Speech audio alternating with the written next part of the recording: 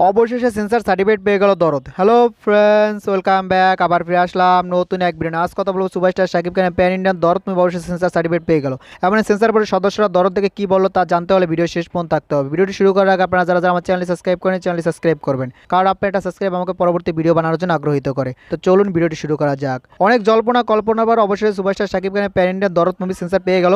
এতদিন কিন্তু সেন্সার বোর্ডে পড়েছিল, সেটা আমরা সবাই জানি, কিন্তু বাইরের দেশে সেন্সার হয়ে গেছে, শুধু বাংলাদেশে আটকে ছিল, কিন্তু সেই সেন্সারটা অবশেষে কমপ্লিট হয়ে গেল এবং অবশ্যই সেন্সার বোর্ডের থেকে সার্টিফিকেটও পেয়ে গেল। এমনকি অর্ণবন আজকে সুপারস্টার শাকিব খানের সাথে মিটিংও করেছে এই মুভিটা কবে মুক্তি দেবে। শোনা যাচ্ছে এই মুভিটা নাকি নভেম্বরের প্রথম সপ্তাহে মুক্তির পরিকল্পনা আছে, কিন্তু সেটার প্রথম সপ্তাহে পাবে নাকি তার আগে মুক্তি পেয়ে যাবে নাকি তার পরে মুক্তি পাবে সেটা কিন্তু এখন শিওর না। তার কারণে সেন্সার সার্টিফিকেট পেয়ে গেছে, এখন তারা যখন চাবে তখনই মুভিটা মুক্তি দিতে পারবে। অন্যদিকে সেন্সার বোর্ডের সদস্যদেরকে দরদ স্যাটিসফাই করতে পারছে সেটা কনফার্ম। তার কারণ হলো কাজী হায়াতও বলেছে এই মুভিটা নিয়ে কথা বলেছে, সে বলেছে তার কাছে অনেক ভালো লেগেছে, একটা রোমান্টিক মুভি হবে, এরকম মুভি হওয়ার দরকার ছিল, বাণিজ্যিক মুভি।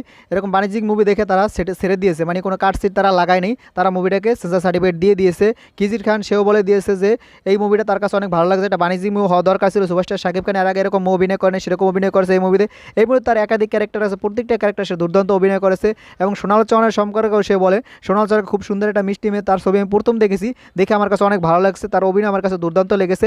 আশা করি এই মুভিটা একটা রেকর্ড তৈরি করতে পারবে। সেন্সার বোর্ডের সকল সদস্যদের একই কথা, তাদের কাছে দরদ মুভিটা দুর্দান্ত লেগেছে, তাদের কাছে ভালো লাগছে। তারা বলতেছে যে এরকম মুভি আরও হওয়া দরকার, মুভি যদি হয় তখন আমাদের ইন্ডাস্ট্রি ঘুরে দাঁড়াতে পারবে, না হলে ইন্ডাস্ট্রি দাঁড়াতে পারবে না। সবাই শাকিব খানের অ্যাক্টিং নিয়ে প্রশংসা করছে, তাদের কথা হলে এরকম একটা মানুষ এতগুলো ক্যারেক্টার কীভাবে ফুটিয়ে তুললো সেটাই তারা ভাবতেছে, যে প্রত্যেকটা ক্যারেক্টার সে ডিপেন্ড অভিনয় করছে, প্রত্যেকটা ক্যারেক্টার একটা থেকে একটা ভালো হয়েছে, তার জন্য সবাই তার প্রশংসা করতেছে। সেই রকম অভিনয় করতেছে, প্রত্যেকটা আর্টিস্টের এইভাবে তার অভিনয়ের মধ্যে যদি পরিবর্তন আনতে পারে তখন হলে দর্শক টেনে আনতে পারবে। তাই সমস্ত আর্টিস্টদের তার ক্যারেক্টারের ভিতরে পরিবর্তন আনতে হবে এবং সুপারস্টার শাকিব খানকে দেখে শিখতে হবে যেরকম মুভি কীভাবে করতে হয়, কীভাবে অ্যাক্টিংটা করতে হয়, সেটা তার কাছ থেকে শেখা দরকার সবাই। তাহলে আমাদের ইন্ডাস্ট্রিতে নতুন নতুন মুভি হবে, নতুন নতুন পরিচালক তৈরি হবে। এই মুভিটা দেখে এটা বোঝা যাচ্ছে অনন্য পুরো টিম কষ্ট করেছে, সেটা দেখা যাচ্ছে এই মুভির ভিতরে তারা প্রচুর খাটনি করেছে, যার কারণে মুভিটা এত সুন্দর একটা মুভি বেরিয়ে এসেছে। যদি খাটনি না করতো তাহলে এত সুন্দর মুভি আসতো না, এত সুন্দর মুভি আমরা দেখতেও পারতাম না, দর্শকদের দেখার সুযোগ করে দিতে পারতাম না। দরদ এটা যেহেতু প্যান ইন্ডিয়ান মুভি, আমি বলবো প্যান ইন্ডিয়ান মুভির মধ্যে মুভি তৈরি করেছে অর্ণবন, তার টিম সেরকম মুভি তৈরি করেছে, সেরকম একটা গল্প নিয়েছে, সেরকম লোকেশন নিয়েছে, সেরকম একজন সুপারস্টারকে নিয়েছে যাকে নিয়ে প্যান ইন্ডিয়ান মুভি তৈরি করা যায়, সেরকম মুভি বানিয়েছে তারা। তাই আমি বলবো তারা সার্থক হয়েছে এখানে, তারা অবশ্যই এটা প্যান ইন্ডিয়ান হিসেবে